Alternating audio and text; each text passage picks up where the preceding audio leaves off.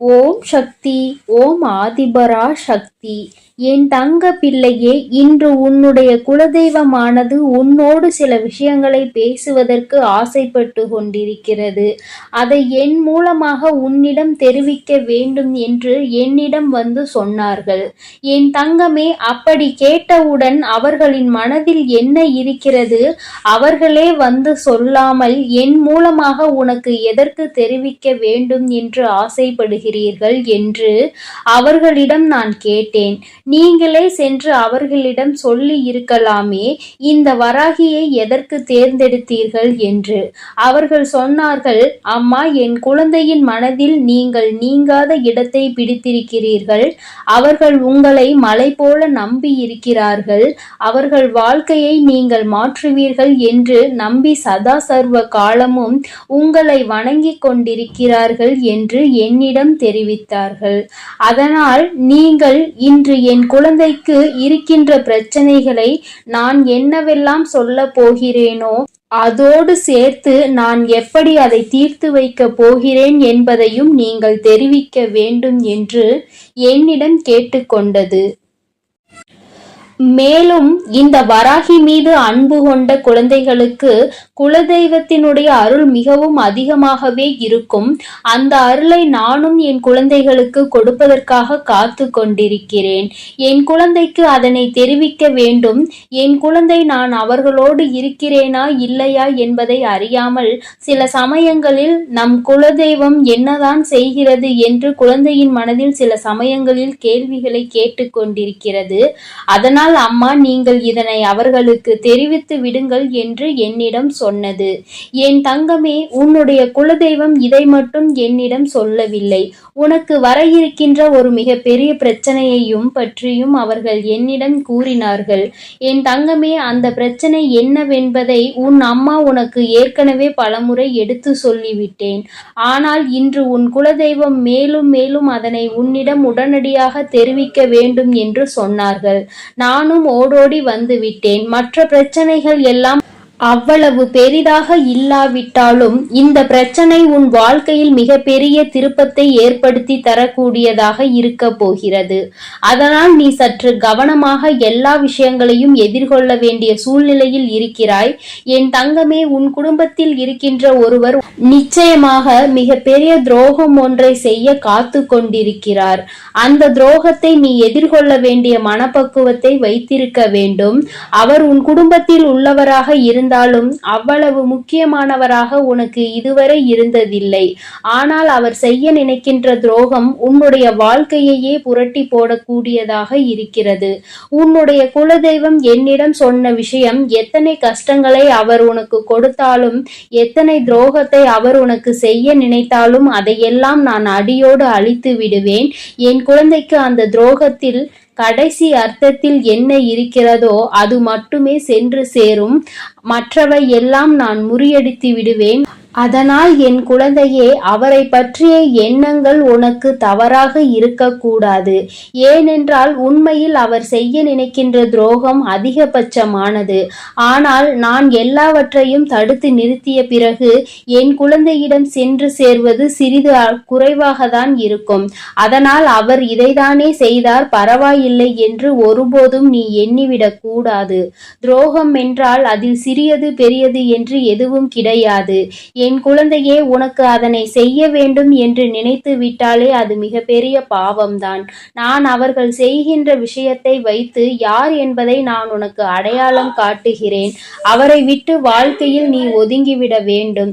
அவர்களின் எண்ணங்கள் பெரிய அளவில் இருந்து கொண்டிருக்கிறது. உனக்கு மிகப்பெரிய துரோகத்தை செய்துவிட வேண்டும். வாழ்க்கையில் நீ மீண்டும் இனிமேல் எழுந்துவிடவே கூடாது என்று அவர்கள் நினைக்கிறார்கள். அதனால் என் தங்கமே, எல்லாவற்றையும் முறியடிக்க உன்னுடைய குலதெய்வம் காத்து கொண்டிருப்பதோடு மட்டுமல்லாமல் இந்த வராகியானவளும் உனக்கு துணையாக இருக்கிறேன். நிச்சயமாக இது போன்ற மனிதர்களை ஒருபோதும் விட்டு வைக்க கூடாது. அம்மா, நான் செய்கின்ற இந்த காரியம் சரிதானா என்று நீங்களும் பாருங்கள். இந்த மனிதர்கள் எத்தனை துரோகத்தை செய்ய துணிந்து விட்டார்கள் என்று என்னிடம் சொல்லியது என் தங்கமே. அதற்கான பதிலை உனக்கு நிச்சயமாக நான் தரப்போகிறேன். இந்த வராகியானவள் உன்னுடைய உன்னுடைய குலதெய்வத்தோடு சேர்ந்து வந்து உனக்கு துரோகம் செய்ய நினைப்பவர்களை அழித்து காட்டப் போகிறேன்.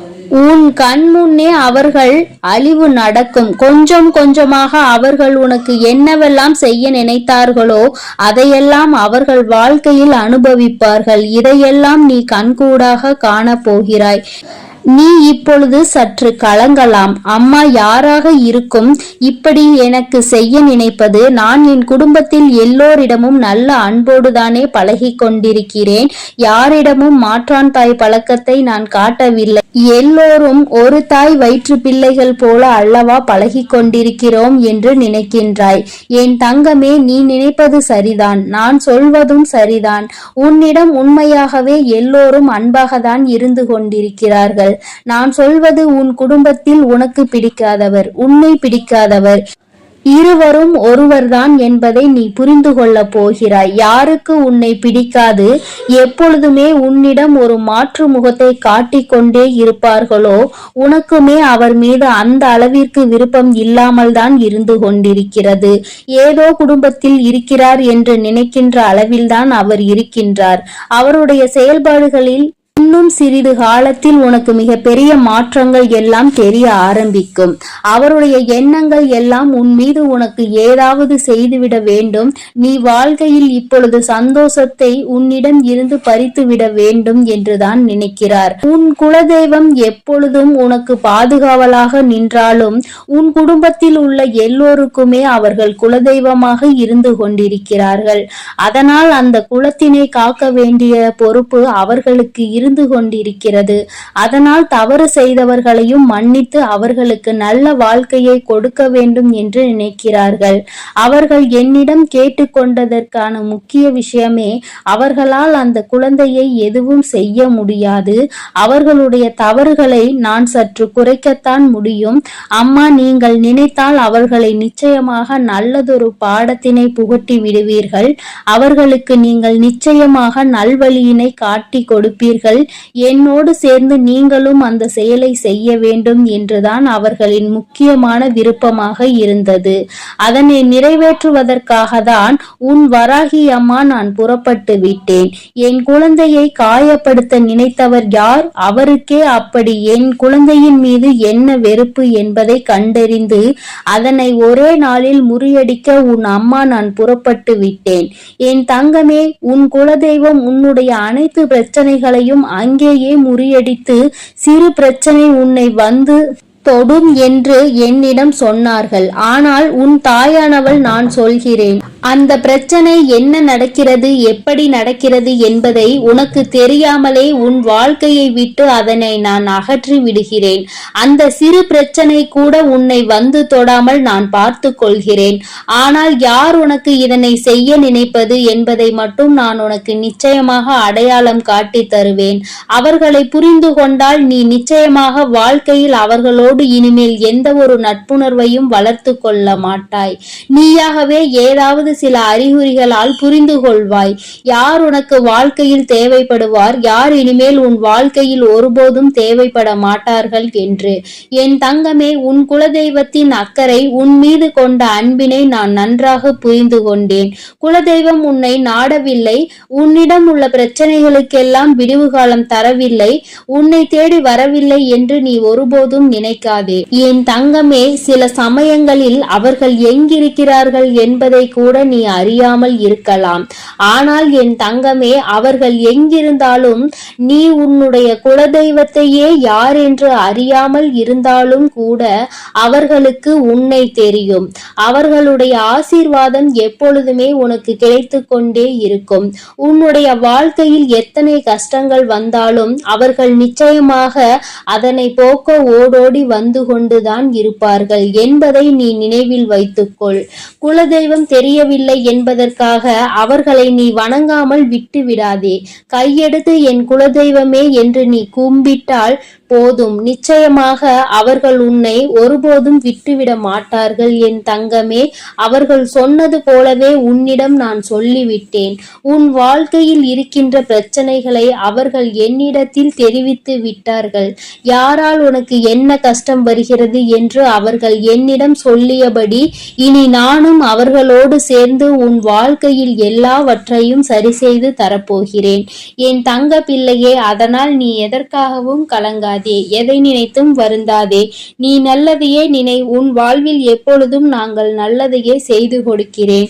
என் அன்பு பிள்ளைக்கு இந்த வராகி அம்மாவினுடைய ஆசீர்வாதங்களும் உன் குலதெய்வத்தினுடைய ஆசீர்வாதங்களும் எப்பொழுதும் முழுமையாக கிடைக்கும். அதனால் நீ தைரியமாக இரு என் தங்கமே. நீ நல்லதையே நினை. உன் வாழ்வில் எப்பொழுதும் நல்லது மட்டுமே நடக்கும். ஓம் ஸ்ரீ வராகி தாயே போற்றி போற்றி. ஓம் சக்தி. ஓம் ஆதிபரா சக்தி.